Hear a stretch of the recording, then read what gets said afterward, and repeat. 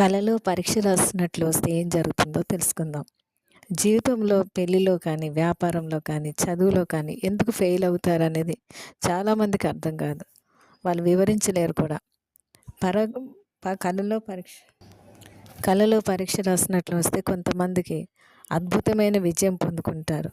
కొంతమంది ఈ రకమైన కళ వైఫల్యాన్ని వారికి ఎదురు దెబ్బగాను వారు వాళ్ళు పొందుకుంటారు. ఒక వ్యక్తి కళలో పరీక్ష రాయలేకపోయినట్లయితే లేదా పూర్తి చేయలేకపోయినట్లు వస్తే వారి జీవితంలో గతంలో జరిగింది ఏదో తిరిగి అదే పరిస్థితి సంభవించుతుందని తెలియజేస్తుంది ఆ కళ. గతంలో ఏ పొరపాటు అయితే వారి జీవితంలో జరిగిందో అది సరి చేసుకోలేకపోతున్నారని అర్థం. శత్రువు మీ జ్ఞాపకశక్తిని, మీరు చేసే ప్రయత్నాన్ని విఫలం చేయడానికి ప్రయత్నిస్తున్నాడని అర్థం. మీరు పరీక్షలో మీ పేపర్లు పూర్తి చేసినట్లు కల వస్తే అది అద్భుతమైన విజయం. మీరు మీ జీవితంలో ఉన్నతమైన మార్గంలో ఉన్నట్టు సూచిస్తుంది. మీరు మీ పరీక్ష రాయటం పూర్తి చేయలేకపోతున్నట్లు వస్తే అది ఆధ్యాత్మికమైన దాడి. తన గమ్యాన్ని సాధించలేరు. వెనుకబాటుతనం, జ్ఞాపక శక్తిని కోల్పోవడం. విద్యా సంబంధమైన వారైతే వెనుకబాటులో ఉన్నారని అర్థం. అనారోగ్యం, ఆర్థిక సమస్య లేదా మీ కెరియర్లో ఏదో దెబ్బ కావచ్చు.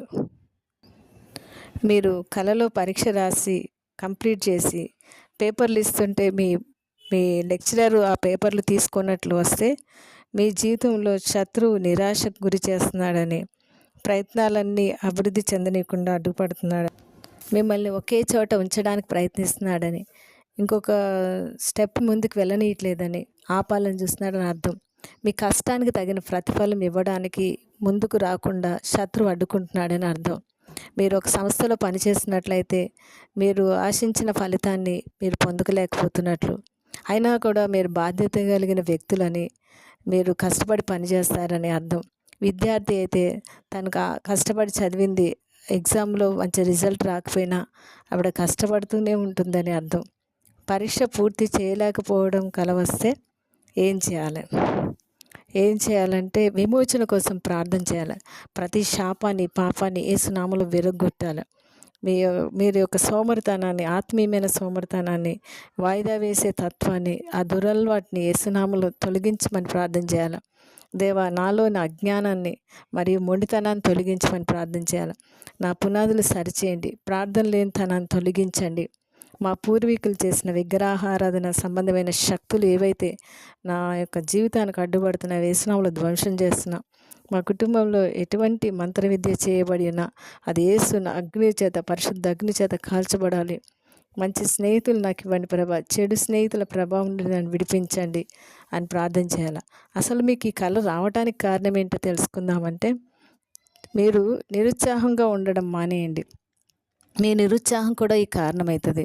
స్తబ్దతగా ఉండటం, ఏదో ఒక దాని గురించి ఆలోచించడం, గతంలో జరిగిన వాటిని, బాధ, కష్టాలు, మరీ అణచివేత, సరైన ఫలితం లేకపోవడం, నిరాశ, అవకాశం కోల్పోవడం, ఉద్యోగం లేకపోతే ఆ ఉద్యోగంలో ఉన్న సాటిస్ఫాక్షన్ లేకపోవడం, ఎంత పొరపాడుతున్నానో విడిపించేవారు లేరు అన్నట్టు, ఎంత కష్టపడుతున్నా ఆ కాడి మిమ్మల్ని వెంటాడుతూ ఉండడం, ఇతరుల నుండి సహకారం లేకపోవడం, మీరు చేసే పనిలో ఆశించిన ఆశీర్వాదం లేకపోవడం, కష్టపడి చదివిన గుర్తుపెట్టుకోలేకపోతున్నానని బాధపడడం, ఎంత ప్రయత్నించినా అవతలి వ్యక్తిలో మార్పు రాకపోతే అలసిపోవడం, ఇవన్నిటికీ కారణాలు అయితే ఉంటాయి. అయితే మీరు జీవితంలో సక్సెస్ఫుల్గా పర్సన్గా ఉండాలంటే మీరు వాక్యాన్ని ఎక్కువ చదవాలి. యెషయా 1వ అధ్యాయం 9వ వచన వాక్య ప్రకారం యెహోషువ 1:9 నిర్భరం కలిగి ధైర్యంగా ఉండము, దిగులు పడకము, జడియకము అని దేవుడు సెలవిచ్చినాడు. నువ్వు నడిచే మార్గం అంతట్లో నీకు తోడై ఉంటాను వాగ్దానం ఉంది. ఆ వాగ్దానాన్ని పట్టుకుని మనం దీన్ని అధిగమించాలి. మీ వ్యాపారంలో నష్టం మరియు ఎదురు దెబ్బలు ఉంటే రద్దు చేయమని యేసు నామంలో ప్రాధేయపడాలి. 2 కొరింథీ 2:14 వాక్య ప్రకారం ఆయన యందు మనకు ఎల్లప్పుడూ విజయోత్సాహంతో ఊరేగిస్తానని దేవుడు చెప్పాడు. కాబట్టి దేవుని ఎక్కువ స్తుతిస్తూ ఆరాధించాలి.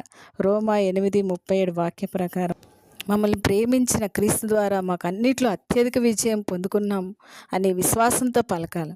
కీర్తన 138:8 వాక్య ప్రకారం మా పక్షంలో కార్యం సఫలం చేసే దేవుడు మాకున్నాడని దాన్ని మీరు గురుడిగా నమ్మి ప్రార్థన చేయాలి. యోహాను 5:4 వాక్య ప్రకారం క్రీస్తులో పుట్టిన వారందరూ కూడా లోకమును జయించి ఉన్నారంట. లోకంలో ఉన్నదే ఈ చదువు కానీ ఏ పరిస్థితి అయినా దీన్ని మీరు జయించి ఉన్నారని, మేము క్రీస్తు మూలంగా పుట్టామని మీరు ప్రకటించాలి.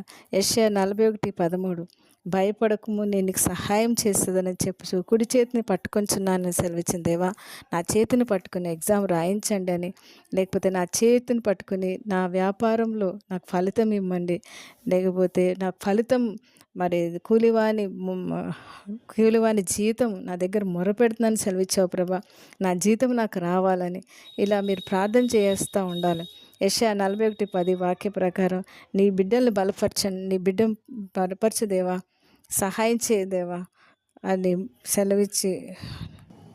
సెలవిచ్చిన దేవా, నీ దక్షిణ హస్తంతో ఆదుకోండి అని ప్రార్థించాలి.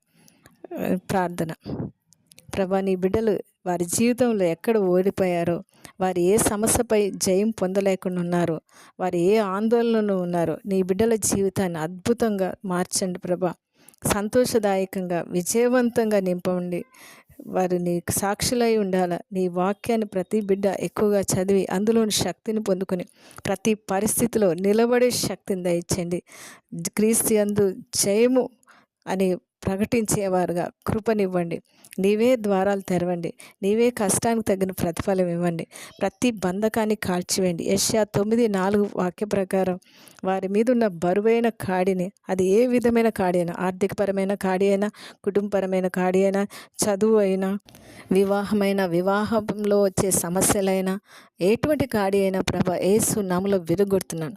ప్రతి సంకెళ్ళు నుండి విడుదల కలుగునుగాక యేసు నామములో. తండ్రి, మీకే మహిమ, ఘనత, ప్రభావాలు ఆరోపిస్తున్నాను తండ్రి. Amen, amen, amen.